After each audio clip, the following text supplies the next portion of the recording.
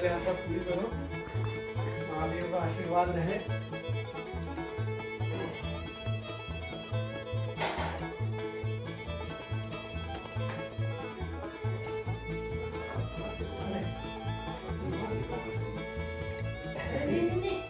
आप लोग छुओ, हम छुएंगे। आज मैं पुणे से निकल रहा हूँ और पुणे में करीब 3-4 दिनों से था नितिन भैया के पास। नितिन भैया से मैं इंट्रोड्यूस कराता हूँ। नितिन भैया यूपी वाराणसी से हैं और ये हैं भाभी जी, माता समान हमारी भाभी, जो डेली मेरी सेवा करती थी, खाना वाना खिलाती थी बढ़िया से कि मैं जल्दी से रिकवर हो जाऊँ, क्योंकि थोड़ा एक्सीडेंट हो गया था। बाकी सारी चीज़ें आपको डिटेल में बताता हूँ। और ये है कान्हा और वीर अंदर सो रहा है।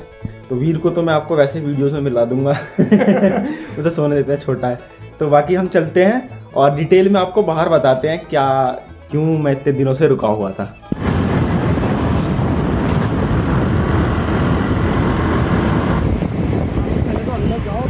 तो हम आ गए अभी पुणे रेलवे स्टेशन पे। भैया मुझे छोड़ने आए थे यहाँ तक स्कूटी से, और ट्रेन हमारी 7:50 की थी। लोकल टिकट हमने ले लिया है जनरल का, और ट्रेन अभी थोड़ी लेट चल रही है, तो इसी 3 नंबर प्लेटफॉर्म पे आएगी। फिर बैठ के हम आगे कोल्हापुर जाएंगे। ट्रेन से क्यों जा रहे हैं और क्यों इतना रुके, लेट हुए, क्यों इतने दिनों से अपडेट नहीं थी, वो सारी चीज़ें मैं अभी आपको बताऊँगा। थोड़ा ट्रेन में बैठ जाऊँ बस।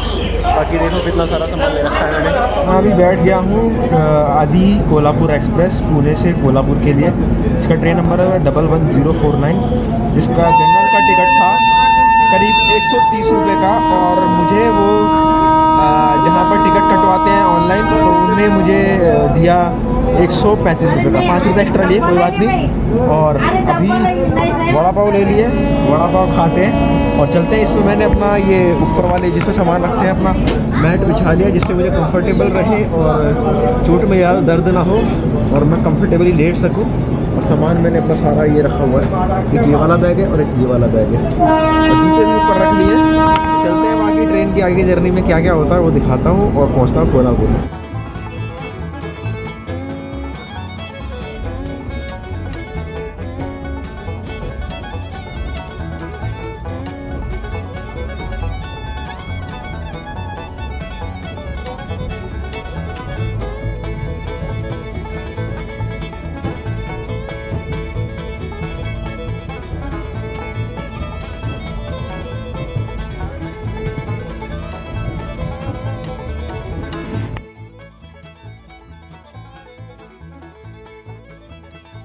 तो दोस्तों, मैं अभी आपको बताता हूँ कि पिछले दिनों मैंने क्या किया। पिछले दिनों मेरा एक्सीडेंट हुआ, उसके बाद मैं पहुँचा एक जगह पर पुणे में ही। वहाँ पर मुझे इन भैया के यहाँ पर मैं करीब 1-2 दिन रुका था, वहाँ रेस्ट किया। फिर उसके बाद एक भैया और थे जिनसे पीछे नहीं मिल पाया था, नितिन भैया, जिनसे कि मैंने सुबह आपको वीडियो में लाया। उन्होंने बुलाया, उन्होंने काफ़ी समझाया, कहा कि भैया मतलब ये जो साइकिल वाइकल है इसके बारे में समझाया है कि जब जान ही नहीं रहेगी तो कहाँ से यात्रा करोगे। और मेरे दिमाग में भी यही चल रहा था, तो मैंने भी यही सोचा। फिर मैंने भैया के साथ मिलके साइकिल को कोरियर किया। ये देखो कोरियर करने का प्रोसेस। तो साइकिल को स्कूटी पे रख के ले जाना पड़ रहा है, और सामान जो है भैया की स्कूटी पे आगे रखा पड़ा है। भैया से भी अभी मिलाता हूँ और पूरी कहानी आपको ठीक से समझाता हूँ। तो अभी हम आए पार्सल ऑफिस। ये हमारी साइकिल हो रही है पैक और बैग हो गया पैक। अभी नितिन भैया के साथ इसको डिटेल भर, ऐसा ये एक फॉर्म भर के यहाँ पर देना। भैया अब इधर लाइन में लग रहे हैं, यहाँ पर काउंटर में फिर ये जमा होगा। उसके बाद जो है साइकिल तो स्टैंडर्ड उसमें आएगी, मतलब उसको 40-45 किलो का बताएंगे उसे। वैसे है वो 15 किलो की बस, और बैग है कुछ हमारा 15-16 किलो का। तो ये पर्चियाँ मिलती हैं जब वो बुक हो जाता है, और उसके बाद बैग पे तो एक चिपक गई है पर्ची, और जो बड़ी वाली पर्ची है वो भी इस पर चिपकाएंगे, और साइकिल पे भी अपने पास भी रखना एक पर्ची। अच्छा, एक कॉपी हमारे पास भी रहेगी और एक ये हमारी साइकिल पे लगा देंगे। पुणे गए, साइकिल को कोरियर किया, ये प्रोसेस होता है बस। साइकिल पहुंच गई है मेरे घर पे, लेकिन उसकी स्लिप मेरे पास है, इसलिए साइकिल मेरे दोस्त वहाँ पर रिसीव नहीं कर सकते। अब ये प्रॉब्लम होगी। अब स्लिप को जो है यहाँ से कोरियर करना पड़ेगा। बड़ा झंझट है यार इन सब चीज़ों में। अब जो है, जो लोग मुझे फॉलो कर रहे थे, जिनकी बात मुझे बुरी बिल्कुल नहीं लगी, और मैं उनकी बातों को अप्रिशिएट भी करता हूँ, और कहीं ना कहीं मैं उन बातों को सोच भी रहा हूँ। वो लोग कह रहे हैं जब साइकिल से स्टार्ट किया तो साइकिल से करो। मेरा भी दिमाग में भी यही चल रहा था, और मेरे को भी काफ़ी दुख है कि मैंने साइकिल को वापस भेज दिया और मैं पैदल लिफ्ट लेकर कर रहा हूँ। लेकिन बात सारी ये है कि सबकी किस्मत एक जैसी काम नहीं करती हर बार। कई सारे लोग साइकिल से करते हैं, कर भी जाते हैं, बहुत लंबा चलते भी हैं। मैंने भी 4000 किलोमीटर चला, लेकिन मैं कहीं ना 12 ज्योतिर्लिंग 4 धाम करने के लिए निकला था। और शुरुआत में मैंने यही सोचा था कि जहाँ तक होगा वहाँ तक करेंगे, मतलब मेरा बजट जहाँ तक मुझे ले जाएगा वहाँ तक मैं जाऊँगा, वरना वहाँ से लौट जाऊँगा। तो इस तरीके से वही सीन हुआ कि मतलब साइकिल में खर्चा ही बहुत ज़्यादा हो रहा था, मेरे से ज़्यादा खर्चा हो रहा था। तो एक मेरा ये भी पॉइंट था, प्लस अब मैं बार एक्सीडेंट होंगे और हर बार एक नए लेवल का एक्सीडेंट होगा, तो मेरी जान को खतरा है उस चीज़ से। तो मेरे दिमाग में वो चीज़ बैठ गई। और भी कई सारी चीज़ें हैं, काल सर्प दोष अगर किसी को पता हुआ समझ जाओगे, और ये सब चीज़ें तो मेरे दिमाग में वो चीज़ घूमने लगी और बैठ गई। तो और मैं चलता हूँ हमेशा अपने मन से, मेरे मन ने कह दिया कि ये कर, तो मैं वही करूँगा। पहाड़ चढ़ जाओ तो पहाड़ चलूँगा, ट्रेन में चढ़ जाओ तो ट्रेन में चढ़ूँगा, साइकिल पे चल जाओ तो साइकिल पे चलूँगा, पैदल चल जाओ तो पैदल चलूँगा। जैसे कि मैंने अपनी पिछली केदारनाथ की यात्रा करी थी, बाइक पे चलते चलते दिमाग में आया हफ्ते भर में कि पैदल यात्रा के निकल गया, बाइक पे चलते चलते दिमाग में आया। तो यही वाला सीन होता है। तो मेरे दिमाग में आया, तो अब मैं फिर भी थोड़ा सा कंफ्यूज हूँ। तो प्लीज़ मुझे कमेंट में बताना कि मैं साइकिल से करूँ या पैदल करूँ। बाकी साइकिल तो क्या है कि जो लोग कह रहे हैं वो खुद ही कह रहे हैं कि साइकिल भी हम दिलाएंगे, लेकिन तुम साइकिल से करो। लेकिन फिर भी मेरा मन नहीं मान रहा कि मैं साइकिल से करूं। मेरा मन यही है कि मैं पैदल लिफ्ट लेकर करूं, जिससे मैं सेफली चल सकूं।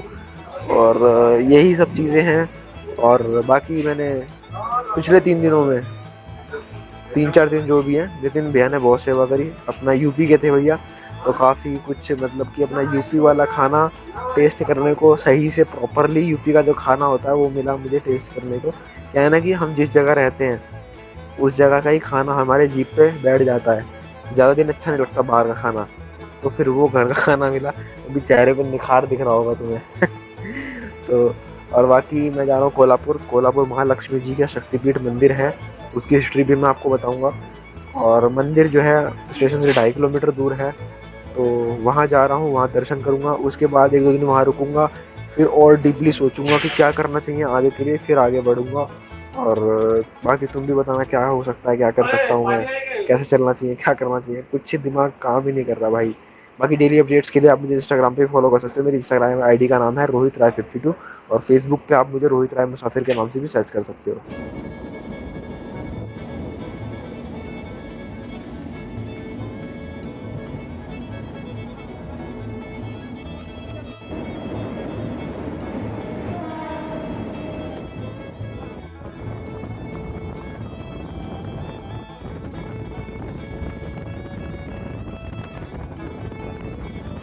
तो भैया वड़ा पाव के अलावा यहाँ कुछ मिल नहीं रहा। वड़ा पाव लगा 2-3 दिन अच्छा, और हम गए इससे ऊर का नमकीन और अपने पार्ले जी एवरग्रीन, पार्ले जी नहीं है, पतंजलि है, ये निकाल लिया। कोई नहीं, ये भी अच्छा है।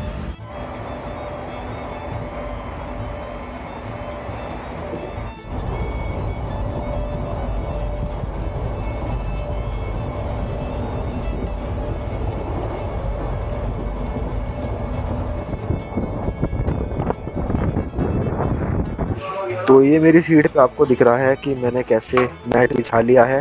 क्योंकि जो जनरल वाले डिब्बे में सीन क्या होता है कि तुम नीचे बैठोगे तो क्या है, कोई सी जैसी भीड़ बढ़ेगी तो तुम्हें सीट बैठने के लिए मिलेगी नहीं। तो मैं ऊपर वाली सीट पकड़ी और ये अपना मैट बिछा लिया, क्योंकि आराम रहेगा थोड़ा सा।